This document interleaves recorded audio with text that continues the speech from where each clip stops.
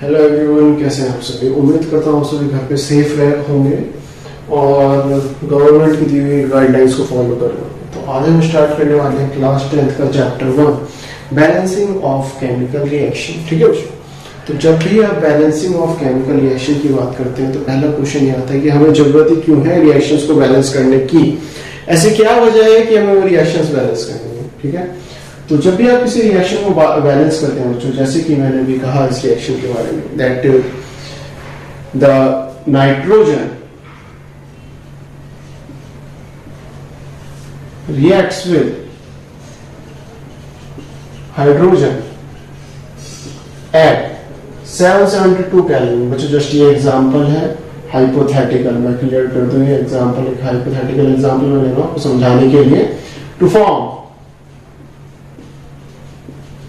Ammonia in presence of catalyst. Exam में आपके जो क्वेश्चन आएगा वो ज्यादातर इसी तरीके का, इन प्रेजेंस ऑफ कैटलिस्ट। नाउ सबसे पहले क्वेश्चन ये आता है कि जब मैं बात कर रहा हूं यहाँ पे कैटलिस्ट की, ठीक है, तो ये जो सॉरी फॉर द डिस्टर्बेंस, ये जो क्वेश्चन है आपका, ठीक है, ये क्वेश्चन क्या कह रहा है और किस फॉर्म में है। ये जो क्वेश्चन है आपको चाहिए वर्ड फॉर्म। ठीक है, अभी आप इसे कहेंगे वर्ड फॉर्म, ठीक है, या फिर अलग अलग चीजें सेंटेंस की तरह भी कहते हैं कि सेंटेंस फॉर्म से ले तो मैटर नहीं करता आप क्या कह रहे हैं। फिलहाल आपको इस रिएक्शन को वर्ड फॉर्म से किस में चेंज करना है, स्केलेटल इक्वेशन। स्केलेटल इक्वेशन क्या है, unbalanced form of chemical reaction. ठीक है, जब आपकी केमिकल रिएक्शन क्या है, अनबैलेंस्ड फॉर्म। ठीक है बच्चों, unbalanced form of chemical reaction, ठीक है, और chemical equation is called word form. ठीक है बच्चों, वर्ड फॉर्म के बाद इसे डायरेक्ट स्केलेटल इक्वेशन में चेंज नहीं किया जाएगा। एक इंटरमीडिएट स्टेज आप कह सकते हैं यहाँ पे और होती है। वर्ड फॉर्म के बाद इसे आप यहाँ पे सिंबॉलिक फॉर्म में भी चेंज करेंगे। अब आपको पता है, ठीक है, आप जानते हो बच्चों अच्छे से कि जितने भी हमारे पास वर्ड्स है like nitrogen, hydrogen and ammonia, इन सभी के लिए हमारे पास सिंबल्स होते हैं केमिस्ट्री। जैसे नाइट्रोजन के लिए N है, हाइड्रोजन के लिए H और अमोनिया के लिए NH3। तो हम क्या करेंगे, जो नाइट्रोजन हम इस तरह से लिखेंगे, nitrogen reacts with hydrogen at 772 kelvin to form, क्या फॉर्म कर रहा है, अमोनिया। नाइट्रोजन हाइड्रोजन के साथ रिएक्ट होकर क्या बना रहा है, अमोनिया बना रहा है। जैसे मैंने आपको बताया सिंबॉलिक फॉर्म के बाद आप उसे कहेंगे स्केलेटल इक्वेशन, क्योंकि अभी आप सिंबल्स का इस्तेमाल करेंगे। नाइट्रोजन को आप क्या लिखेंगे बच्चों, N2। कभी भी याद रखिएगा जितनी भी आपकी गैसेस होती हैं लाइक क्लोरीन, हाइड्रोजन, नाइट्रोजन, इन्हें आप डाई एटॉमिक फॉर्म में लिखेंगे, मतलब N2 लिखेंगे। आप इसे N नहीं लिख सकते हैं। हाइड्रोजन को भी आप क्या लिखेंगे, H2, आप इसे H नहीं लिखेंगे। ठीक है, because they exist in diatomic form in nature. Ammonia NH3। Now the question is कि सर बैलेंसिंग कैसे स्टार्ट की जाए। सबसे पहले क्वेश्चन ये भी आता है कि बैलेंसिंग करी ही क्यों जाए स्टार्ट। तो आपको ये बताया गया था जब मैंने पहली वीडियो बनाई थी अपनी कि law of conservation of mass. ठीक है, हर रिएक्शन किसे फॉलो करता है, law of conservation of mass को। इसका मतलब क्या होता है, that the mass of reactant will be equal to mass of product. Reactant का मास किसके इक्वल होगा, मास ऑफ प्रोडक्ट के इक्वल होगा। और मास ऑफ रिएक्टेंट और प्रोडक्ट कब इक्वल हो सकता है, ये दोनों इक्वल तभी होंगे जब दोनों साइड में नंबर ऑफ एटम्स क्या है, इक्वल है।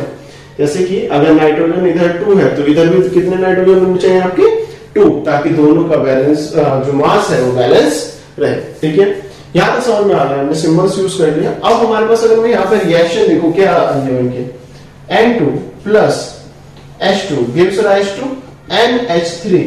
तो ये जो रिएक्शन आप कह रही है N2 plus H2 gives rise to NH3, इसे हम क्या कहते हैं, स्केलेटल इक्वेशन, क्योंकि अभी ये बैलेंस नहीं है। ठीक है बच्चों, अब हम आगे बढ़ते हैं बैलेंसिंग की तरफ। एग्जाम में ध्यान रखना, आपको स्टेप बाय स्टेप रिएक्शंस को करेंगे तो आपके लिए आसानी होगी। अब हम इसे आगे समझते हैं।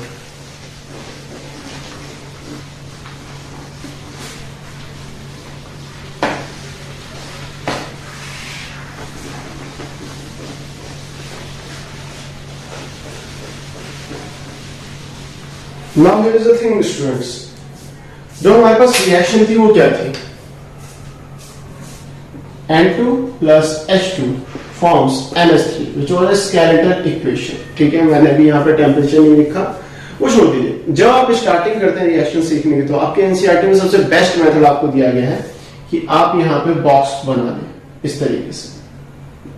ठीक है, इस तरीके से आप बॉक्स बना लें, और जब आप बैलेंसिंग करेंगे तो आप इस बॉक्स के अंदर कुछ भी नहीं लिखेंगे। ध्यान रखिएगा, इस बॉक्स के अंदर आपको कुछ भी मेंशन नहीं करना है। ठीक है, उसके बाद आपको ये देखना है कि reactant number of atom reactant में कितने और प्रोडक्ट में कितने। तो अगर मैं रिएक्टेंट साइड में और प्रोडक्ट साइड में नाइट्रोजन देखूं तो नाइट्रोजन रिएक्टेंट साइड में कितना है 2।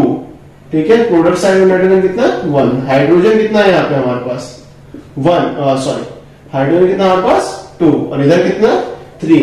तो जब हम बैलेंसिंग स्टार्ट करेंगे तो वो हम स्टार्ट करते हैं हमेशा जहां पे सबसे ज्यादा डिफरेंस हो बैलेंसिंग का। तो यहाँ पे बैलेंसिंग मतलब जैसे यहाँ पे 2 है और यहाँ पे 5 होता, तो इसमें 3 का डिफरेंस है रिएक्टेंट और प्रोडक्ट में, और यहाँ पे 1 का। तो हम पहले कहां से बैलेंसिंग स्टार्ट करते हैं नाइट्रोजन से।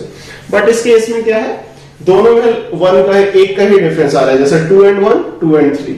ठीक है, सिर्फ एक एटम का डिफरेंस आ रहा है रिएक्टेंट और प्रोडक्ट में। तो आपको इसके बारे में वरी नहीं करना, आपको क्या करना है, आप कहीं से स्टार्ट करना है। अगर मैं हाइड्रोजन से स्टार्ट करता हूं या फिर नाइट्रोजन से, तो नाइट्रोजन को अगर मुझे क्या करना है, प्रोडक्ट साइड में 2 लाना है, तो मैं यहाँ पे कितने की मल्टीप्लाई कर सकता हूँ 2 की कर सकता हूँ। विच मीन्स जो नाइट्रोजन है मेरे पास रिएक्टेंट साइड में, ठीक है बच्चों,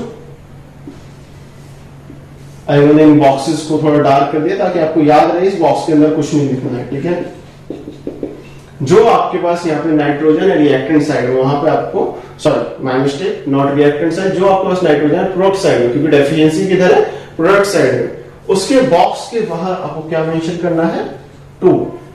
ठीक है, अगर मैंने यहाँ पे 2 मेंशन किया है बच्चों, ध्यान से देखिएगा, जब भी आप 2a प्लस बी लिखते हैं तो इसका मतलब क्या होता है कि 2 की मल्टीप्लाई आप ए में भी करेंगे और 2 की मल्टीप्लाई आप बी में भी करेंगे।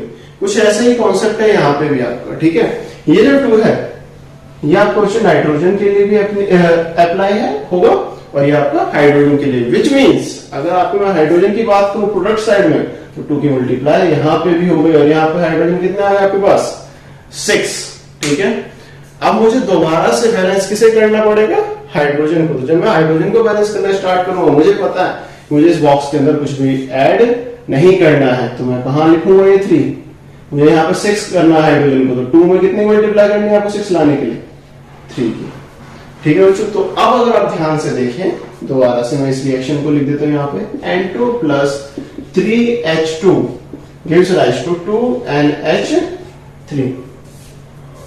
ठीक है बच्चों, तो N2 प्लस H2 में जो आपका आया है क्या है 3NH3 2NH3, तो ये अब आपका बैलेंस हो गया। अगर आप देखेंगे यहाँ पे नाइट्रोजन रिएक्टेंट साइड में कितने हैं 2, और प्रोडक्ट साइड में नाइट्रोजन कितना आपके पास 2। ठीक है, हाइड्रोजन यहाँ पे आपके पास कितने हैं 6, और प्रोडक्ट साइड में भी कितना है 6।